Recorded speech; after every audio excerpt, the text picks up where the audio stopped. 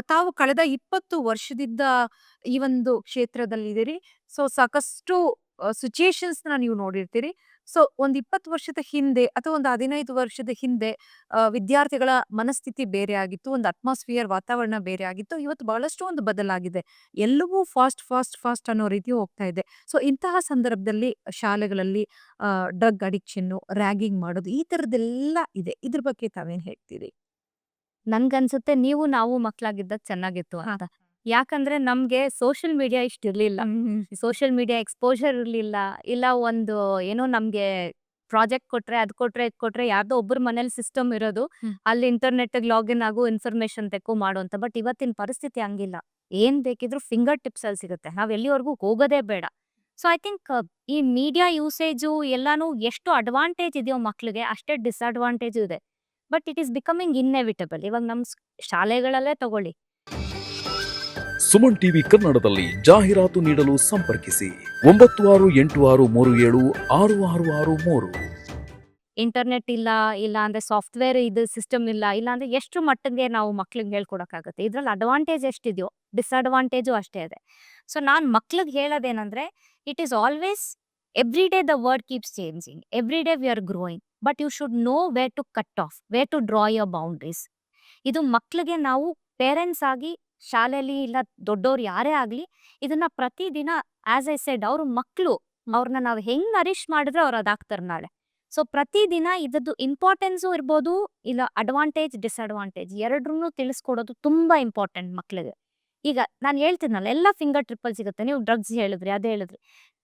ಗವರ್ಮೆಂಟಲ್ಲಿ ಇರೋ ರೂಲ್ಸ್ ಇದ್ದೇ ಇದೆ. ಏನು ನಮಗ್ ಲೀಗಲಿ ಏನೂ ಸಿಗ್ತಾ ಇಲ್ಲ. ಬಟ್ ಆದ್ರೂ ಎಲ್ಲಾ ಕಡೆ ಇದೆ ಅನ್ನೋದು ಎಲ್ರಿಗೂ ಗೊತ್ತಿದೆ. ಸೊ ನಾನ್ ಹೇಳೋದು ಮಕ್ಳಿಗೆ ಸ್ವಲ್ಪ ಎಲ್ಲ ಇವಾಗ ಪ್ಲಾಟ್‌ಫಾರ್ಮ್ ಇದೆ. ಸೊ ಬೇರೆಯವ್ರು ಮೂರನೇವ್ರು ಏನೋ ಹೇಳಿ ಮಕ್ಳು ತಿಳ್ಕೊಳ್ಳೋ ಬದ್ಲು, ನಾವೇ ಮಕ್ಳಿಗೆ ಹತ್ರದಲ್ಲಿ ಯಾರಿರ್ತೀರೋ ಅವ್ರಿಗೆ ಅದ್ರ pros and cons with a broad mindedness explain ಮಾಡೋದೇ ಬೆಟರ್. ಯಾಕಂದ್ರೆ ಈಗ ನಿಮಗ್ ಗೊತ್ತು, ಈ ಮೊದ್ಲು ಈ ಸೆಕ್ಸ್ ಎಜುಕೇಶನ್ ಬಗ್ಗೆ ಏನೋ ಒಂದು ಮಾತಾಡೋಕೆ ಹೆಸಿಟೇಟ್ ಮಾಡ್ತಾ ಇದ್ರು. ಬಟ್ ಈಗ ಸ್ಕೂಲಲ್ಲೇ ಕೊಡಿ ಅದನ್ನ ಅಂತ ಹೇಳ್ತಾರೆ. ಸೊ ಅದನ್ನೇ ಹೇಳ್ಕೊಡುವಾಗ ಇದೂನು ನಾನ್ ಹೇಳೋದು ಇವ್ರಿಗೆ ಏನೇನ್ ಇನ್ಸ್ಟಿಗೇಟ್ ಮಾಡುತ್ತೆ ಮಕ್ಳು ತಪ್ಪು ದಾರಿ ಇಳಿಯೋದಕ್ಕೆ, ಅದನ್ನು ಒಂದು ಬ್ರಾಡ್ ಮೈಂಡೆಡ್ ಆಗಿ ಯೋಚನೆ ಮಾಡಿ ಅದತ್ತು ಪ್ರೋಸ್ ಏನು, ಕಾನ್ಸ್ ಏನು ಅಂತ ನಾವು ಎಕ್ಸ್‌ಪ್ಲೈನ್ ಮಾಡೋದು ತುಂಬಾನೇ ಒಳ್ಳೇದು.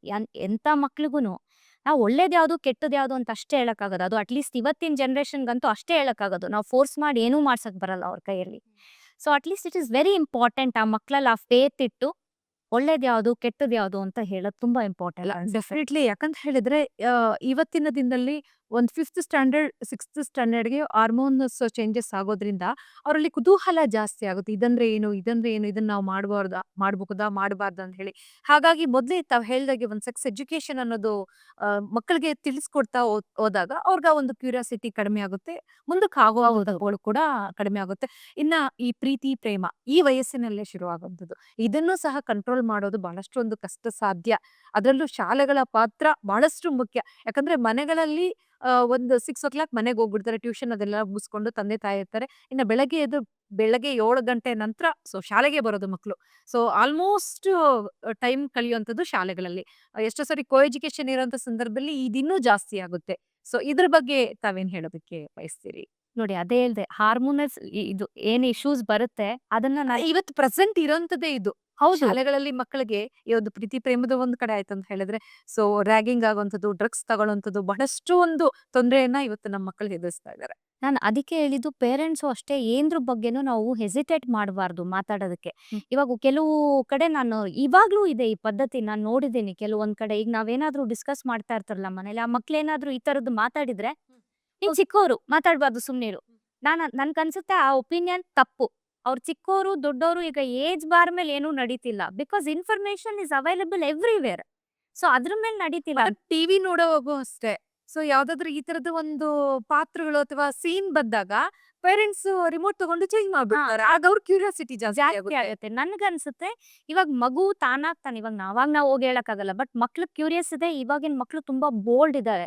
ಅವ್ರು ಏನಾದ್ರೂ ಈ ತರ ಪ್ರಶ್ನೆ ಮಾಡ್ದಾಗ ಅದಕ್ ನಾವು ಇರ್ಸು ಮುರ್ಸು ಮಾಡ್ಕೊಳ್ದಲೆ ಆ ಮಗುಗ್ ಅದ್ರದ್ದು ಆಕ್ಚುಯಲ್ ಫ್ಯಾಕ್ಟ್ ಏನು ಅನ್ನೋದನ್ನ ಎಕ್ಸ್‌ಪ್ಲೇನ್ ಮಾಡೋದು ತುಂಬಾ ನೆಸೆಸರಿ ಇದೆ. ಸುಮಾರ್ ಕಡೆ ಪೇರೆಂಟ್ಸ್ ಏನ್ ಮಾಡ್ತಾರೆ ಅಂದ್ರೆ ಅದನ್ನ ಡಿನೈ ಮಾಡ್ತಾರೆ. ಅಂದ್ರೆ ಅವ್ರು ಅನ್ಕೋತಾರೆ ಇದನ್ನ ಯಾಕೆ ಈ ವಯಸ್ಸಿನ ಮಗು ಇದನ್ನ ಮಾತಾಡ್ತಾ ಇದೆ, ಓ ಈಗ ಅಕ್ಕಪಕ್ಕ ಕೇಳಿಸ್ಕೊಂಡವ್ರು ಏನ್ ಅನ್ಕೊಂಡ್ಬಿಡ್ತಾರೆ, ನಾವ್ ಯಾವ ತರ ಬೆಳೆಸಿದೀವಿ. ಅದು ತಪ್ಪು. ಆ ಮಗು ಡೌಟ್ ಬಂದಿರೋದಕ್ಕೆ, ಕ್ಯೂರಿಯಸ್ ಆಗಿರೋದಕ್ಕೆ ಕೇಳ್ತಿರೋದು.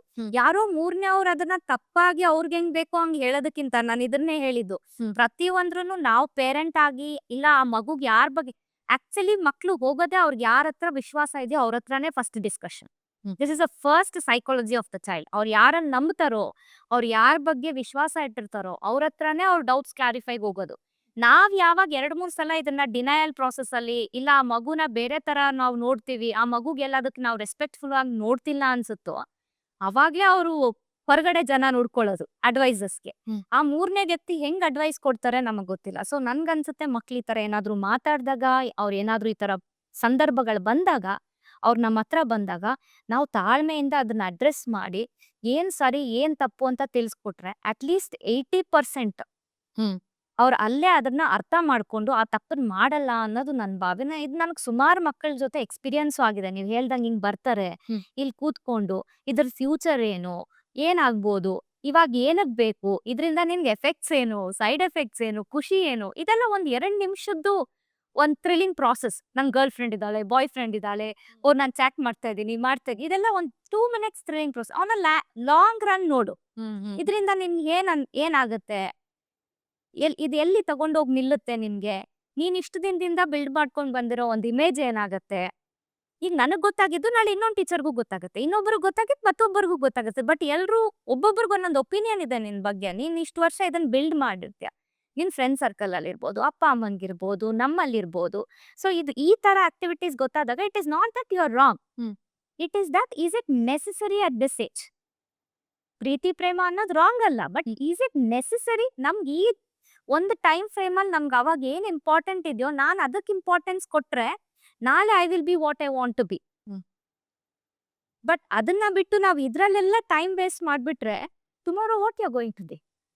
ಮೊದಲಿನಿಂದಲೂ ಈ ಒಂದ್ ವಿಚಾರ ಇದೆ, ಚರ್ಚೆ ಆಗ್ತಾ ಇದೆ.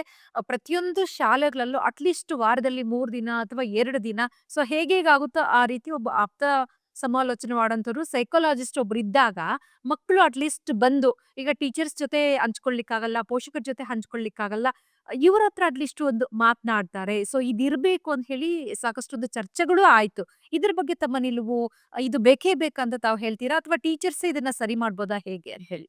ನೋಡಿ, ಕೌನ್ಸಿಲರ್ ಇರೋದು ಒಳ್ಳೇದೆ. As I said, in every field each one is expert. ನಾನು ಒಂದ್ರಲ್ಲಾದ್ರೆ ಅವ್ರು ಇನ್ನೊಂದ್ರಲ್ಲಿ ಇರ್ಬೋದು. ಸೊ ಎಕ್ಸ್ಪರ್ಟೀಸ್ ಇರೋದು ಒಳ್ಳೇದೆ, ಶಾಲೆಯಲ್ಲಿ ಇಲ್ಲ ಅಂತಲ್ಲ, ಒಬ್ರು ಎಕ್ಸ್ಪರ್ಟ್ ಇರೋದು ಒಳ್ಳೇದೆ.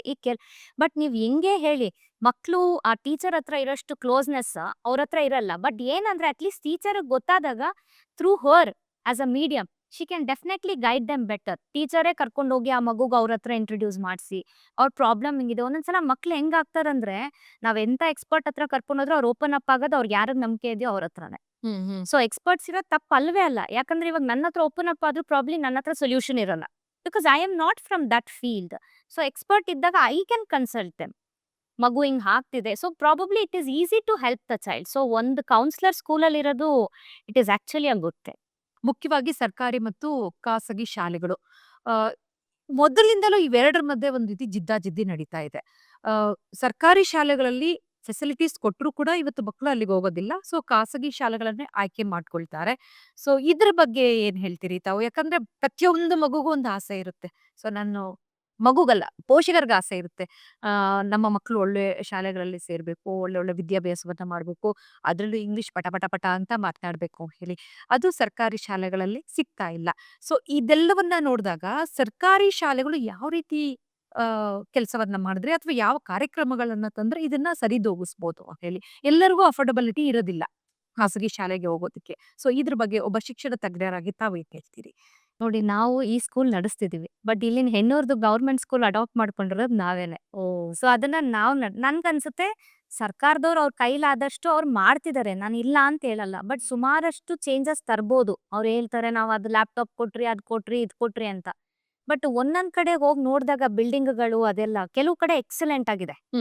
It literally beats the private school. But ಕೆಲವು ಕಡೆ ಅಷ್ಟು ಮಟ್ಟಗಿಲ್ಲ. ಸೊ ನನ್ನ ಅಂಡರ್ಸ್ಟ್ಯಾಂಡಿಂಗ್ ಏನಂದ್ರೆ, ಒಂದು ಒಳ್ಳೆ ಫ್ಯಾಕಲ್ಟಿನ ಅಪಾಯಿಂಟ್ ಮಾಡ್ಬೇಕು. ಮತ್ತೆ ಈ ಸರ್ಕಾರದಲ್ಲಿ ಫ್ಯಾಕಲ್ಟೀಸು ಏನಿದ್ದಾರೆ ಅವ್ರಿಗೆ ನನ್ನ ನಾಲೆಡ್ಜ್ ಪ್ರಕಾರ ಸಾಕಷ್ಟು ಒಂದು ಬೇರೆ ರೀತಿ ಪ್ರೆಷರ್ಸು ಇರುತ್ತೆ. ಯಾಕಂದ್ರೆ ಇವ್ರನ್ನೆಲ್ಲ ಮತ್ತೆ ಆ ಡ್ಯೂಟಿಗೆ, ಈ ಡ್ಯೂಟಿಗೆ, ಅಲ್ಲಿ, ಇಲ್ಲಿ ಅಂತ ಪೋಸ್ಟ್ ಮಾಡ್ತಾನೆ ಇರ್ತಾರೆ. ಸೊ ಅವರು ಇದು ಬ್ಯಾಲೆನ್ಸ್ ಮಾಡಬೇಕು, ಅದು ಬ್ಯಾಲೆನ್ಸ್ ಮಾಡಬೇಕು. So I don't know how they are going to take care of this. This is just my opinion. ಸರ್ಕಾರದಿಂದ RTE ಅಂತ ಇದೆ. ದೊಡ್ಡ ದೊಡ್ಡ ಪ್ರತಿಷ್ಠಿತ ಶಾಲೆಗಳಲ್ಲಿ ಇಷ್ಟು ಪರ್ಸೆಂಟೇಜ್ ಅಂತ ಹೇಳಿ ತೆಗೆದುಕೊಳ್ಬೇಕು. ಸೊ ಬಡ ಮಕ್ಕಳನ್ನ ಅಂತ ಇದೆ ಅಲ್ಲ. ಸೊ ಇದ್ರ ಬಗ್ಗೆ ಇದು ಪರಿಪೂರ್ಣ ಆಗ್ತಾ ಇದೆಯಾ? ಎಲ್ಲಾ ದೊಡ್ಡ ದೊಡ್ಡ ಶಾಲೆಗಳು ಕೊಡ್ತಾ ಇದಾರ ಮಕ್ಕಳಿಗೆ ಅವಕಾಶ ಅಂತ ಹೇಳಿ. ಇಲ್ಲಿ ಎಲ್ಲೋ ಒಂದು ಕಡೆ ಸೊ ಅಲ್ಲಿ ಭೇದ ಭಾವಗಳನ್ನ ನಾವು ಕೇಳಿಸ್ಕೊಂಡಿದ್ದೀವಿ. ಸೊ ಬೇಕಾಗಿರೋಂಥವ್ರು, ಸೊ ದುಡ್ಡು ಬಹಳಷ್ಟು ಚೆನ್ನಾಗಿರೋಂಥವ್ರು RTI ಅಡಿಯಲ್ಲಿ ಒಂದು ದೊಡ್ಡ ದೊಡ್ಡ ಶಾಲೆಗಳಿಗೆ ಸೇರಿಸ್ತಾರೆ ಅನ್ನೋ ಒಂದು ಮಾತಿದೆ. ಇದು ಆಕ್ಚುಲಿ ನೀವ್ ಹೇಳ್ತಿರೋದು ಸತ್ಯ. ಅದೂ ಇದೆ. ಈಗ ಇಲ್ದೋರು ಬರೋದು ಸತ್ಯ.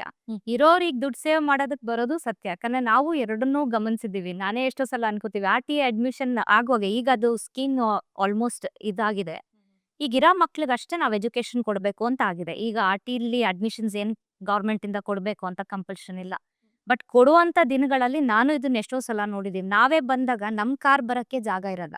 RTIಗೆ ಅಪ್ಲಿಕೇಶನ್ ಹಾಕಕ್ ಬರೋರು ಎಲ್ಲ ಕಾರಲ್ಲಿ ಬರೋರು. ಅವ್ರು ಫೀಸ್ ಯಾಕೆ ಅಫೋರ್ಡ್ ಮಾಡಕ್ಕಾಗಲ್ಲ? ಅಟ್ಲೀಸ್ಟ್ ನಾನು ಹೇಳೋದು ಈ ರೈಟ್ ಟು ಎಜುಕೇಶನ್ ಆಕ್ಟ್ ಏನ್ ಬಂತು, ಅದ್ರದ್ದು ಪರ್ಪಸ್ ಏನಿತ್ತು, ಅವ್ರಿಗೆ ಸರ್ವ್ ಆದ್ರೆ ಅದು ಒಂಥರ. ಅದನ್ನ ಬಿಟ್ಟು ನನ್ಗನ್ಸುತ್ತೆ, ನಾನು ಇವಾಗ ನಿಮ್ಗೆ ಹೇಳ್ತೀನಲ್ಲ ಗೌರ್ಮೆಂಟ್ ಸ್ಕೂಲ್ ಹೆಂಗ್ ಬೆಟರ್ ಮಾಡ್ಬೋದು ಅಂತ. ಅಟ್ಲೀಸ್ಟ್ ಆ ಸ್ಥಳೀಯ ಸ್ಕೂಲ್ಗಳಿಗೆ ಏನಿರುತ್ತೆ ಅವ್ರಿಗೆ ಒಂದೊಂದು ರೆಸ್ಪಾನ್ಸಿಬಿಲಿಟಿ ಕೊಡ್ಬೋದು ಅನ್ಸುತ್ತೆ ಗೌರ್ಮೆಂಟ್. ಅಟ್ಲೀಸ್ಟ್ ನೀವು ಈ ಶಾಲೆಗೆ ಇದನ್ನ ಮಾಡಿ, ಒಂದ್ ಶಾಲೆ ಅವ್ರ ಕೈಲಾಗಿದ್ದು, ನಾನೇನ್ ನಮ್ಮ ಇನ್ಕಮ್ ನ ಫುಲ್ ತಗೊಂಡೋಗಿ ಅಲ್ಲಿ ಹಾಕಿ ಅಂತ ಹೇಳ್ತಿಲ್ಲ. ಬಟ್ ಅಟ್ಲೀಸ್ಟ್ ಒಂದೊಂದು ಸಣ್ಣ ಸಣ್ಣ ಜವಾಬ್ದಾರಿ ತಗೊಂಡು, ನಾನು ಹೇಳಿದ್ನಲ್ಲ ಎಲ್ಲಾ ಗೌರ್ಮೆಂಟ್ ಮಾಡ್ಲಿ ಅಂತ ಕೂರಕ್ಕಾಗಲ್ಲ. ಇದು ತುಂಬಾ ದೊಡ್ಡ ದೇಶ, ವಿ ಆರ್ ಥಿಕ್ಲಿ ಪಾಪ್ಯುಲೇಟೆಡ್. ಎಲ್ಲಾ ಗೌರ್ಮೆಂಟ್ ಮಾಡ್ಲಿ ಅಂತ ಕೂರೋದು ತಪ್ಪು. ಬಟ್ ಗೌರ್ಮೆಂಟ್ ಜೊತೆಗೆ ನನ್ಗನ್ಸುತ್ತೆ ಯಾರೋ ಚೇಂಜ್ ಮಾಡ್ತಾರೆ, ಯಾರೋ ಬರ್ತಾರೆ ಮಾಡ್ತಾರೆ ಅನ್ನೋದಕ್ಕಿಂತ ಈ ಸಣ್ಣ ಸಣ್ಣ ಚೇಂಜಸ್ ಈ ತರ ಮಾಡಿದ್ರೆ ಒಳ್ಳೇದು ಅಂತ. ಮೇಡಮ್, ನಾವ್ ಹೀಗೇನೆ ಚರ್ಚೆ ಮಾಡ್ತಾ ಇರ್ಬೇಕಾದ್ರೆ ಒಂದಷ್ಟು ವಿದ್ಯಾವಂತರೆಲ್ಲ ಏನ್ ಹೇಳ್ತಾರ ಅಂತ ಹೇಳಿದ್ರೆ, ಈ ಖಾಸಗಿ ಮತ್ತೆ ಸರ್ಕಾರ ಇದು ಬೇಡ, ಒಂದೇ ಇದ್ರೆ ಚೆನ್ನಾಗಿರುತ್ತೆ ಅನ್ನೋ ಒಂದಷ್ಟು ಜನ ಮಾತನಾಡ್ತಾರೆ. ಸೊ ಎಲ್ಲೋ ಒಂದ್ ಕಡೆ ಚೆನ್ನಾಗಿರುತ್ತಲ್ಲ ಒಂದೇ ಅಂತ ಬಂದ್ರೆ. ಬಟ್ ನಾನು ಇದನ್ನೇ ಹೇಳಿದ್ದು, ಇದು ಒಂದೇ ಅಂತ ಮಾಡೋದಕ್ಕೆ ಇದು ಗೌರ್ಮೆಂಟ್ ಇನಿಷಿಯೇಟಿವ್ ತಗೋಬೇಕು.